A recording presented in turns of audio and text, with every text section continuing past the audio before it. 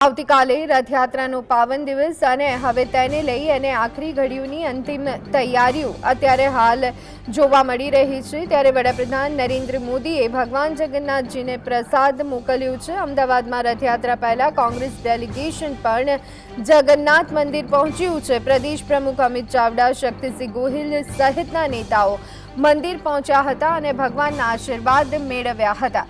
તો અમદાવાદમાં નીકળનારી રથયાત્રાને હવે કહી શકાય કે ગણતરીના કલાકો બાકી રહી ગયા છે। ત્યારે અંતિમ ઘડીઓની તૈયારીઓ અત્યારે હાલ જોવા મળી રહી છે। ત્યારે મંદિરની બહાર અત્યારે પણ મોટી સંખ્યામાં લોકો ઉપસ્થિત જોવા મળી રહ્યા છે। વડાપ્રધાન નરેન્દ્ર મોદીએ ભગવાન જગન્નાથને ધરાવવા માટે પ્રસાદ મોકલ્યો હતો, તો કોંગ્રેસ ડેલિગેશન પણ જગન્નાથ મંદિરે પહોંચ્યું હતું।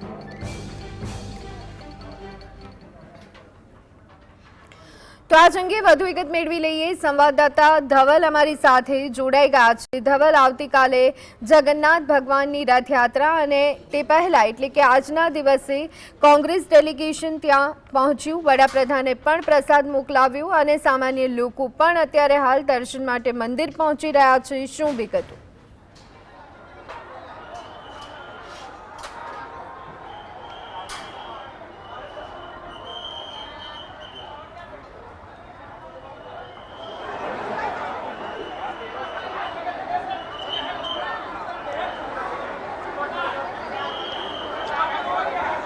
जी ચોક્કસથી ધ્વની વાત કરવામાં આવે તો ભગવાન જગન્નાથજીની 149મી રથયાત્રા જે આવતીકાલે નગરની અંદર નીકળવાની છે, ત્યારે અત્યારે હાલ જગન્નાથ મંદિરમાં જે ઉત્સાહભર્યો માહોલ છે તે અત્યારે જોવા મળી રહ્યો છે।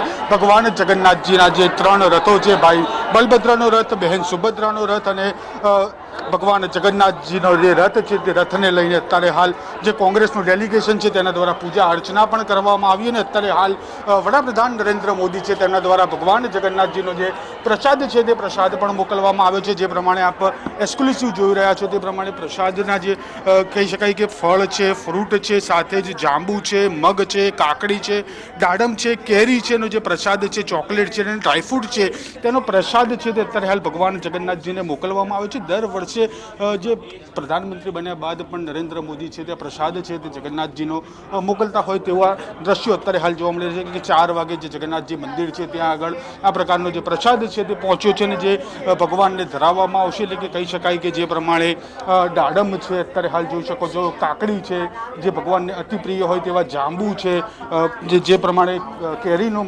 ભોગ છે, ત્યારબાદ ચીક્કી છે, ડ્રાયફ્રૂટ છે, ચોકલેટ છે, મગ છે, તે પ્રકારના જે અન્ન ફ્રૂટ છે તે ધરાવવામાં આવશે અને ત્યારબાદ જે ભગવાન છે તેને ભોગ પણ છે તે ધરાવવામાં આવશે। એટલે અત્યારે હાલ તમને મંદિરના બહારના જે દ્રશ્યો છે તે બતાવવાના પ્રયાસ કરીશું કે ભગવાન જગન્નાથજીની રથયાત્રા આવતીકાલે નીકળવાની છે, હવે ઘડીઓ જ ગણાઈ રહી છે, ત્યારે મંદિરની પણ તૈયારીઓ જે છે ફૂલ જોશમાં જોવા મળી રહી છે। અત્યારે હાલ ભક્તો પણ છે તે ભક્તો પણ અહીંયા ઘોડાપુર છે તે તમે જોઈ શકો છો, અત્યારે મોટી સંખ્યામાં ભક્તો પણ અહીંયા આવી રહ્યા છે। જગતનો નાથ એટલે કે જગન્નાથ આવતીકાલે નગરચર્યાએ નીકળશે અને જે પોતાના ભક્તો છે તે ભક્તોને આશીર્વાદ આપવા માટે નીકળશે, ત્યારે જે ભક્તોનું પણ ઘોડાપુર છે અમદાવાદના જે રસ્તાઓ ઉપર છે તે જોવા મળશે। અમદાવાદના અનેક રસ્તાઓ ઉપર આવતીકાલે જય જગન્નાથના નાદની જે ગુંજ છે તે જોવા મળશે। અત્યારે જે 3 રથની વાત કરવામાં આવે તો ભગવાન જગન્નાથજીનો રથ, ભાઈ બલભદ્ર અને બહેન સુભદ્રાજીનો જે રથ છે તેના પણ આપ દ્રશ્યો અત્યારે જોઈ રહ્યા છો। તે પ્રમાણે જે દરેક ભક્તો છે તે દરેક ભક્તો અત્યારે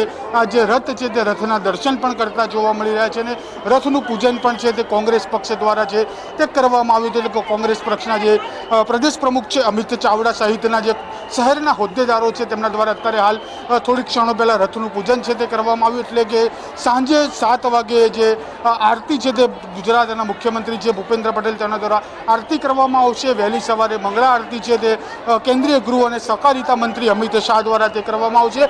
બાદમાં પહેલ વિધિ કરીને જે રથ છે તે રથનું પ્રસ્થાન છે તે ભૂપેન્દ્ર પટેલ દ્વારા કરવામાં આવશે। એટલે કે કહી શકાય કે અત્યારે હાલ પણ જગન્નાથ મંદિર ખાતે જે ભીડનું માનવ મહેરામણ છે તે ભગવાનના દર્શન માટે ઉમટેલું જોવા મળી રહ્યું છે। જી આભાર ધવલ સમગ્ર માહિતી આપવા બદલ। તો અમદાવાદની જગન્નાથજીની 149મી રથયાત્રા આવતીકાલે રંગે ચંગે નીકળશે, ત્યારે આજે ભગવાન જગન્નાથજી, સુભદ્રાજી અને બલરામજીના ત્રણેય ભવ્ય રથોને મંદિરના પ્રાંગણમાં લાવવામાં આવ્યા, જ્યાં પરંપરાગત વિધિ વિધાન સાથે રથનું પૂજન કરવામાં આવશે. ઉલ્લેખનીય છે કે વર્ષોથી આ રથ ખેંચવાનું પરમ સૌભાગ્ય ખલાસ કોમના યુવાનો પાસે છે અને આ પાવન અવસરે ભગવાનનું રથ ખેંચવા માટે સમગ્ર ગુજરાતમાંથી ખલાસ કોમના લોકો અમદાવાદ આવી પહોંચ્યા છે.